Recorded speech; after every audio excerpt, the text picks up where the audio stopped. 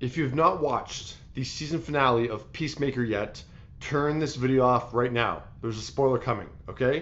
I'm going to give you some time to hit the pause button, the back button, close the window, whatever you need to do. But yeah, I'll give you some time. How many seconds have I given you so far? I've given you I think it's like 15 seconds. Okay, I think that's enough time. If you don't want to be spoiled with the Peacemaker, turn this video off. Okay, I think that's enough time. So, James Gunn, who created the show, executive produced the show, and wrote and directed the finale, told Variety how that Justice League cameo came together, and it was kind of nonchalantly. So James says, I just wrote it and gave them the scripts. I don't think they really realized what they had agreed to until they saw what I had shot, which was the Justice League there. And then I think the full weight of it, and what does this mean for the DCU, and all of that became huge pieces of conversation up to the very highest levels of Warner's. And to their credit, they let me get away with it. This is what I think is the difference between DC and Marvel. Like, if Marvel did this, they would have planned this out years in advance, at least months in advance, and it all would have fit beautifully into the Marvel timeline.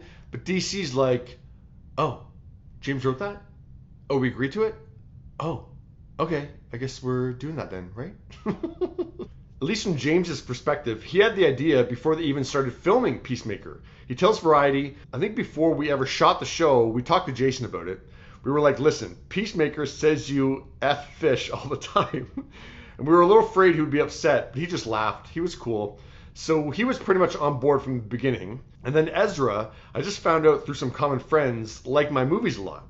So I asked if he would come in and shoot this scene, and he kindly agreed to that. Now, of course, we only actually see Jason as Aquaman and Ezra as the Flash. Superman and Wonder Woman are just in silhouette. They weren't able to get Gal to do this, scheduling-wise. And then Henry, we don't even know if he's still playing the role, right? But when it comes to Batman and Cyborg not being there, James plays coy. So he says, there are reasons for it, but I'm actually uncertain whether I can say what those reasons are. It might have to do with future stuff.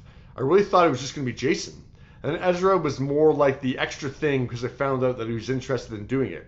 So yeah, very cool cameo. Yeah, I don't know what he's talking about with Batman and Cyborg. That's interesting. But yeah, what did you think of the cameo? Did you think it was coming, or did it come totally out of the blue for you? What were your thoughts?